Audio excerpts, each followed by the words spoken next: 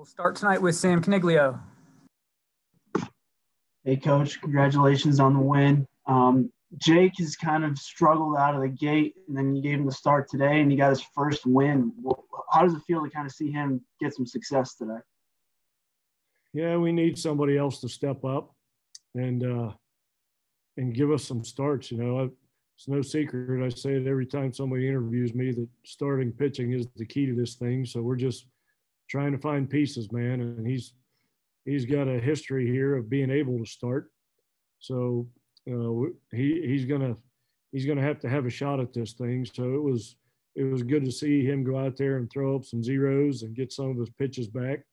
He looked a little bit like the Jake Carr of old tonight after the first inning. Next is Greg Carey.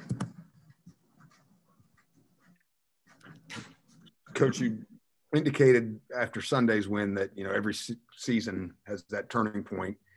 I know that there's obviously a lot to build off of still, but how do you feel about your club heading into a big weekend series after this one? Good. You know, I told him even when we were losing, I think we lost 5 in a row at one point, I kept telling him, you know, the offense is getting better. Even though we're losing, I think in 4 of those 5 losses, maybe all 5 of them, we had a lead at some point in the game. So the offense is doing their thing. We just have to find some pitchers that once we score, that can keep the other team from scoring. As we had the Sunday, the game 3 of the Oklahoma State series, we scored 11 runs. Usually when you do that, the last thing you expect to do is lose by 10. So we're starting to swing it okay, and defense has been pretty solid the whole season. It's just all about those guys on the mound. It was refreshing to see some guys throw pretty good tonight.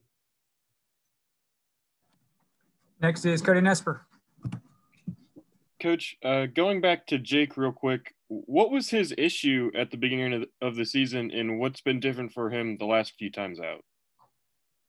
He was just pitching up in the strike zone. You know, some guys have a fastball that's conducive to being able to pitch up in the strike zone, like a Madison Jeffrey that throws it up there 95, 96 miles an hour, and guys swing through it. But Jake's not that guy. He's a 2-seam fastball guy with sink and run on his ball, and he just can't pitch up in the zone like other guys. And that's what he was doing early on.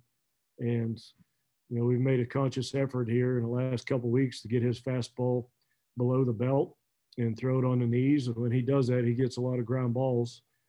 And that's how he got out of that first inning with a nice double play ball. So it's starting to come for him. He's starting to get a little more confidence and starting to spin his curveball a little bit more. So he's trending in the right direction for sure. Go ahead, Wesley Shoemaker. Coach, you faced 8 different pitchers tonight. What's it like offensively having to face 8 different pitchers and seeing your offense being able to have success against a lot of different guys? You know, it's not that easy to do as a hitter to face a different pitcher every time out, but the odds are in your favor if the other team throws 8 pitchers that at least one of them's not going to have that great of a night, you know, so that it gives you an opportunity to score some runs when they do that. So it's hard to do that. Necessary in these midweek games to run a lot of guys out there because everybody's a little bit short-staffed right now. But, you know, that kind of favors the other team when you do that because it's hard to do that and have all 8 of them throw the ball really well. Cody? So we all know how tough Big 12 play is. Is it even harder this year given that you know, you didn't get any of it last year?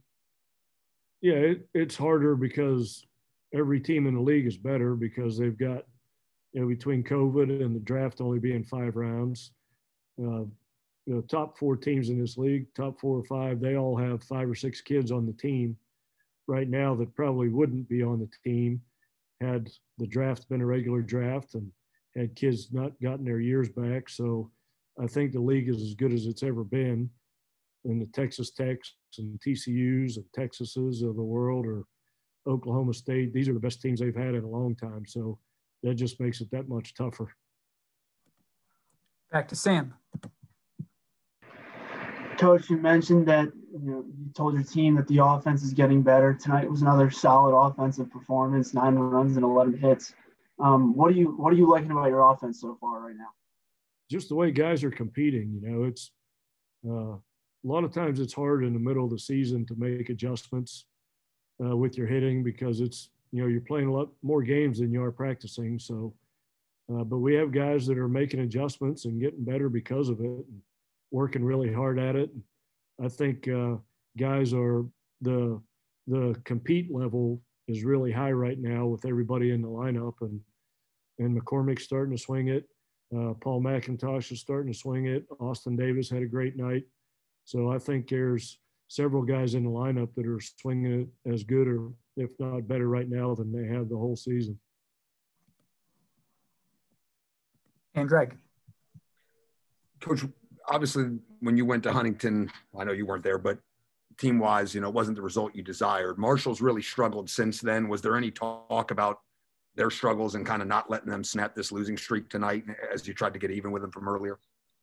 No, I didn't have any idea that they had a losing streak. I just told our guys, you can't let your in-state rival beat you twice in one season, especially on your home field. So this is one of those water cooler games, that people that work in the same office, that one of them's a Mountaineer and one of them's a Thundering Herdsman, that there's a lot of talk that goes on at the water cooler, and there's husbands and wives that are split families between the Mountaineers and Marshalls. So, especially for the guys on our team that aren't from the state of West Virginia, they probably don't understand the importance of a game like this, like the in-state kids do. So we try and let them know that this is a game that, has recruiting implications and a lot more than just the final score. And we'll finish up tonight with Cody. Coach, talking about some of the young hitters, certainly Mikey and then McGuire tonight, have you ever had a freshman class that really has been able to compete this much this early in their careers? No, and a lot of that is because, when we had the COVID thing going on, those guys got a lot of at-bats the first 3 or 4 weeks of the season that they normally wouldn't have gotten because, we had a lot of guys out with COVID.